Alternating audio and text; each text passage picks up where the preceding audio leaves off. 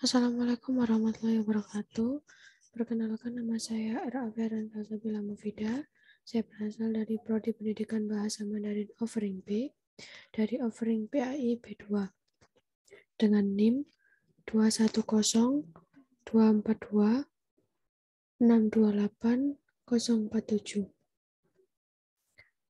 Baik, di sini saya akan mempresentasikan tentang korupsi dan upaya pemberantasannya dalam perspektif Islam bab 8.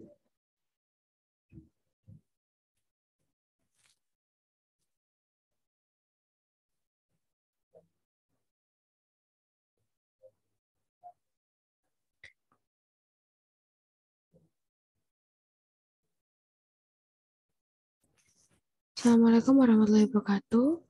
Baik, saya akan mulai menjelaskan materi tentang korupsi dan upaya pemberantasannya dalam perspektif Islam.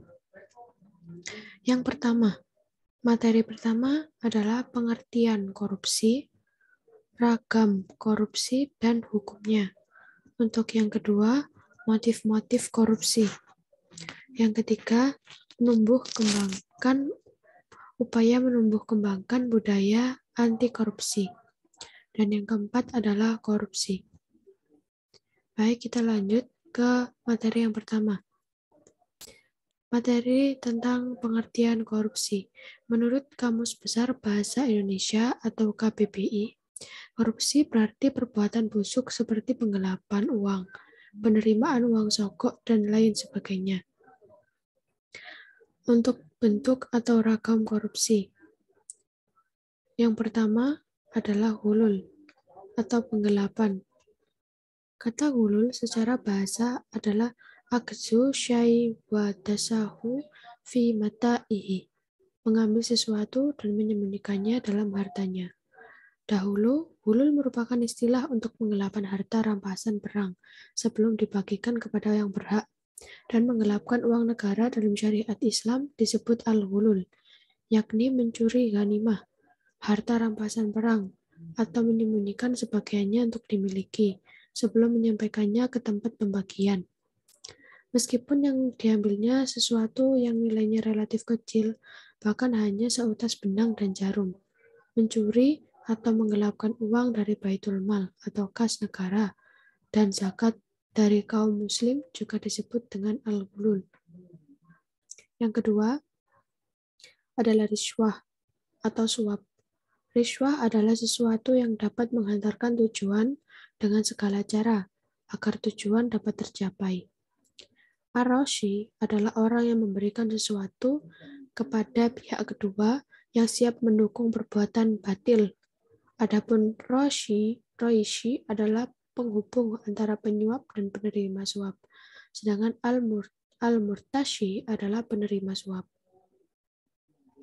Yang ketiga, hadiah atau gratifikasi. Hadiah dalam fikih Islam juga disebut hibah, yaitu pemberian sesuatu kepada orang lain atas dasar kerelaan dan tanpa mengharap sesuatu apapun selain ridha Allah.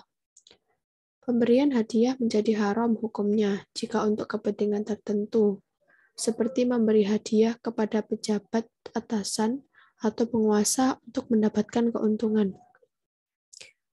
Jadi di hadiah ini mereka mengharapkan suatu imbalan, padahal Allah sudah memberikan pahala, tapi mereka malah ingin mendapatkan imbalan dari orang-orang.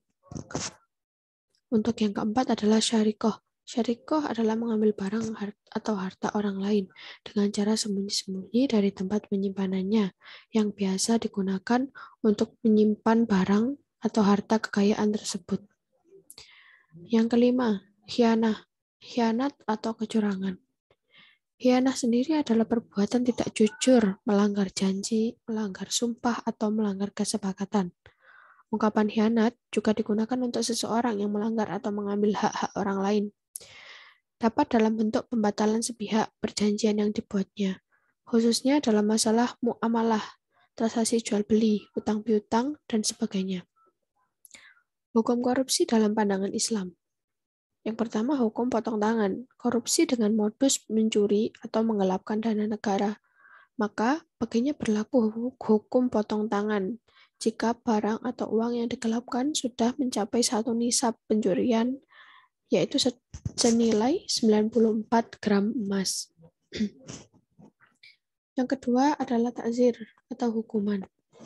Yang paling ringan di penjara, lalu memecatnya dari jabatan dan memasukkannya dalam daftar orang tercela atau tasyir.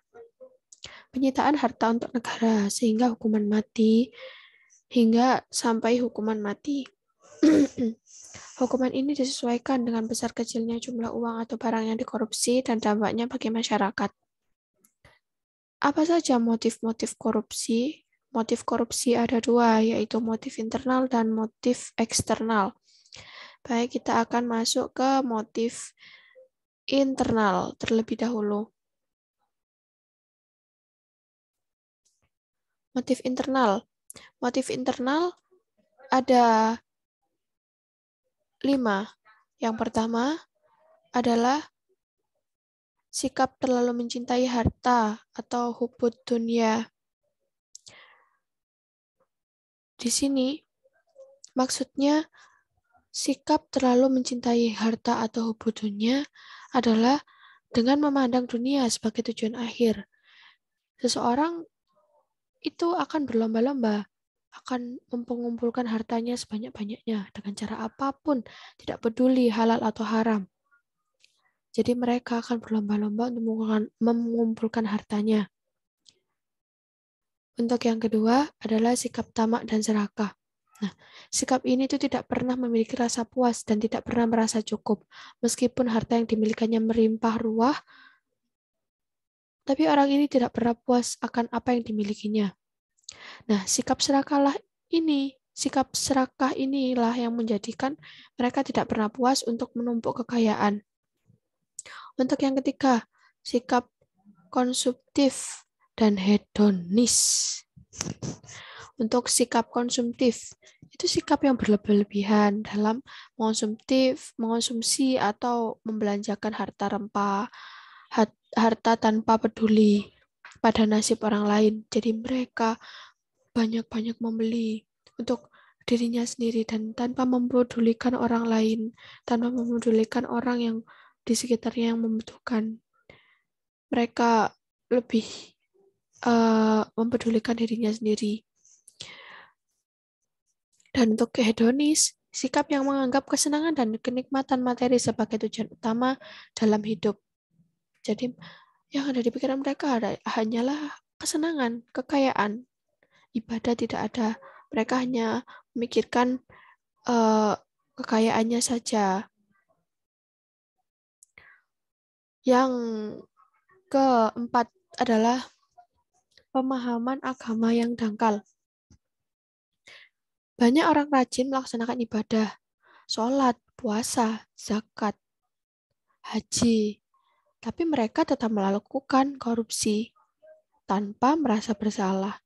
Dan itu disebabkan karena pelaksanaan ajaran agama mereka tidak sesuai dengan ketentuan yang berlaku dan sekaligus tidak mendalami makna yang terkandung dalam ibadah itu.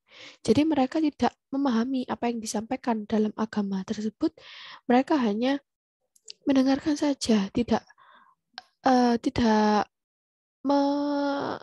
tidak nyantol dalam pikirannya, tidak masuk. Itu. Jadi mereka tidak paham apa yang dijelaskan dalam agamanya dan apa yang sudah diberikan kepada ilmu-ilmu yang agama yang diberikan kepadanya itu dia tidak paham. Jadi ya begitu hasilnya. Untuk yang kelima, hilangnya nilai kejujuran.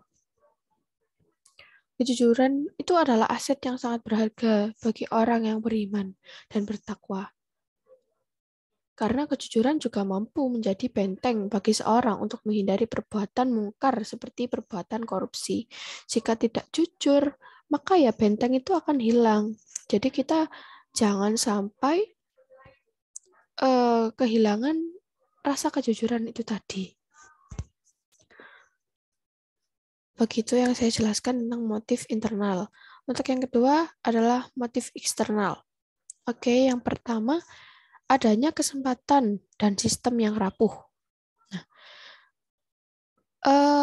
adanya kesimpulan dan peluang ini didukung oleh sistem yang kondusif untuk berbuat korupsi. Karena tidak adanya pengawasan yang melekat dari atasan. Dan terkadang justru adanya pengawasan ini, justru adanya terjadinya korupsi ini, itu justru dari atasan yang mengharuskan seseorang untuk berbuat korupsi. Jadi atasannya yang bahkan menyuruh bawahannya untuk korupsi. Begitu. Dan adapun faktor budaya yang kedua. Faktor budaya ini mereka akibatnya harus melakukan perbuatan korupsi untuk memenuhi kebutuhan-kebutuhan keluarganya tersebut. Jadi ini mereka melakukan untuk kebutuhan keluarganya. Itu. Yang ketiga, faktor kebiasaan dan kebersamaan. Jadi dari kebiasaan korupsi, jadi angkatan atasan-atasannya, jadi dia meniru, oh atasan saya seperti ini, atasan saya seperti ini. Jadi itu sudah kebiasaan atau mulai dari muda dia sudah terbiasa. Itu bisa jadi atau bahkan ke lingkup-lingkupnya bersama siapa itu bisa jadi. Yang keempat, penegakan hukum yang lemah. Di sini tidak ada sanksi hukum yang jelas bagi pelaku korupsi. Jadi sanksi bagi pelaku korupsi ini tadi itu tidak ada. Bahkan itu mungkin tidak jelas. Dan lebih parahnya lagi karena penegakan hukumnya lemah, ditambah dengan aparat penegak hukumnya juga pelaku korupsi.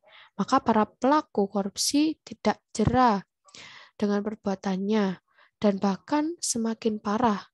Akibatnya, perbuatan negatif tersebut menjadi kebiasaan yang sulit dihentikan.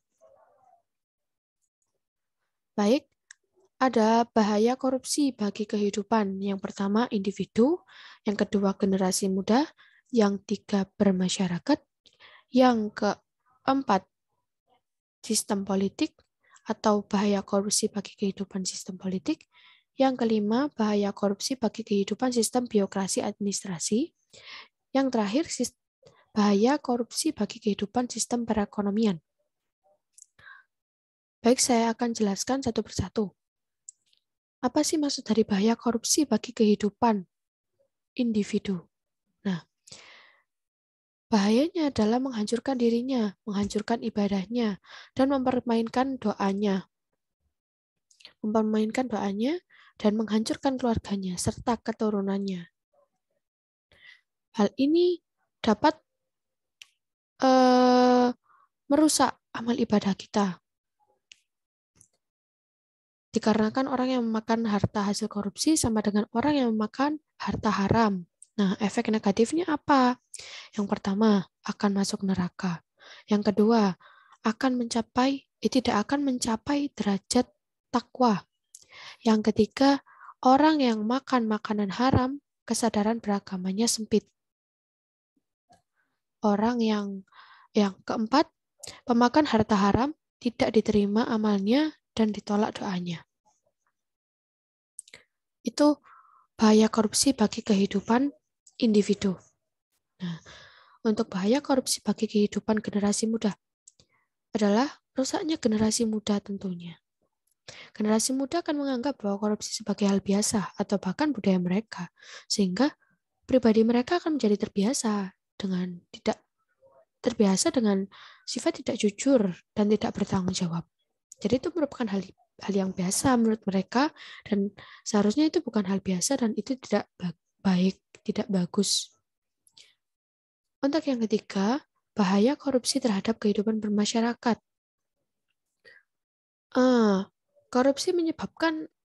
Korupsi dalam bermasyarakat ini menyebabkan perbedaan yang tajam di antara kelompok sosial dan individu, baik dalam hal pendapatan, kehormatan, kekuasaan, atau yang lainnya. Ketika korupsi merajalela, maka tidak ada nilai utama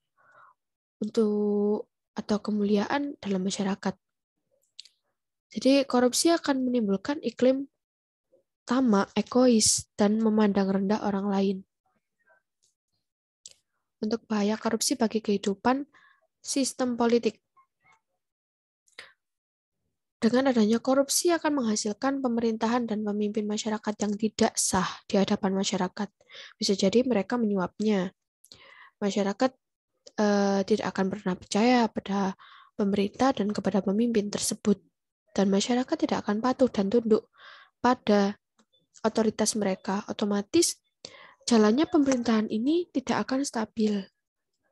Dan itu akan membuat pemerintahan ini tidak bagus untuk kedepannya. Untuk bahaya korupsi terhadap birokrasi administrasi. Korupsi di bagian ini, di bahaya korupsi bagi kehidupan sistem birokrasi dan administrasi adalah menyebabkan tidak efisiennya birokrasi dan meningkatnya biaya administrasi dan dalam birokrasi. Hanya orang kaya yang dapat layanan yang baik karena mereka mampu menyuap. Nah, keadaan ini dapat menyebabkan meluasnya keresahan sosial dan ketidaksetaraan sosial. Dan itu mungkin malah membuat kemarahan sosial yang menyebabkan jatuhnya para birokrat. Untuk yang terakhir, bahaya korupsi terhadap sistem perekonomian.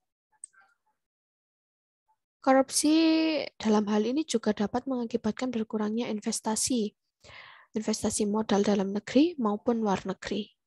Karena para investor akan berpikir 2 kali untuk membayar biaya yang lebih tinggi dari semestinya dalam berinvestasi. Seperti untuk menyuap para pejabat agar mendapat izin, biaya keamanan kepada pihak keamanan agar investasinya aman dan biaya-biaya lain tidak perlu. Nah, itulah bahaya korupsi bagi kehidupan. Untuk materi yang terakhir adalah upaya menumbuh kembangkan budaya anti korupsi. Yang pertama adalah budaya anti mencontek atau plagiasi dan titip absen. Jadi dimulai dari hal-hal kecil dulu ya. Bagaimana sih agar siswa atau mahasiswa itu tidak mencontek atau tidak plagiasi? Itu termasuk mengajarkan kita agar gimana kalau kita mencontek, kalau kita plagiasi itu sudah tertanam bibit-bibit korupsi dan itu akan membuat kita bisa-bisa jadi korupsi gitu loh nanti ke depannya. Jadi jangan sampai kita melakukan hal-hal tersebut. Bagaimana? Jadi tidaknya bisa dilakukan melalui 2 hal berikut untuk mencegahnya proses pembiasaan. Nah, proses pembiasaan ini dengan membiasakan kita untuk berperilaku jujur, membiasakan diri untuk menjalani proses dengan baik agar dapat memperoleh hasil yang maksimal. Jadi kita berperilaku jujur. Untuk yang kedua, kita berperilaku dengan proses keteladanan. Contohnya, memberikan teladan dengan berperilaku jujur. Berperilaku teladan ini maksudnya jika misal ada dosen yang tidak hadir atau berhalangan hadir, seharusnya anak itu memberitahu informasi kepada mahasiswa yang lain. Kenapa? Atau melalui ketua, atau melalui kelas, atau wakilnya. Jadi agar yang lain tidak bingung dan agar yang lain juga tahu. Itu proses keteladanan. Untuk yang memegang teguh amanah.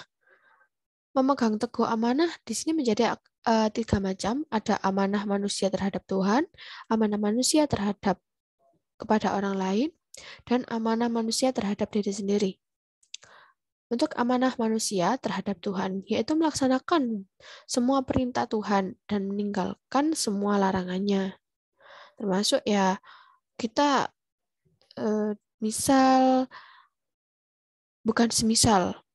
Jadi di agama kita diajarkan untuk melakukan sholat 5 waktu ya. Kita harus menjalankan sholat 5 waktu tersebut karena itu merupakan amanah dari Tuhan yang harus kita jalankan. Benar kan? Nah, yang kedua, amanah manusia kepada orang lain.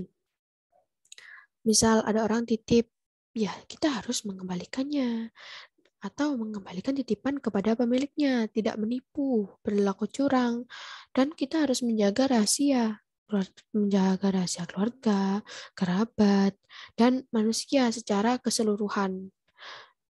Seperti itu.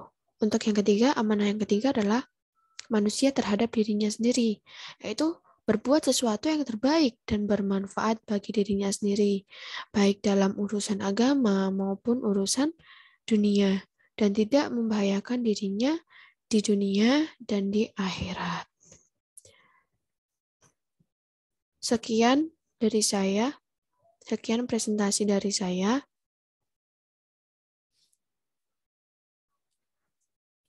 Ada kurang lebihnya, saya mohon maaf. Sekian presentasi dari saya. Assalamualaikum warahmatullahi wabarakatuh.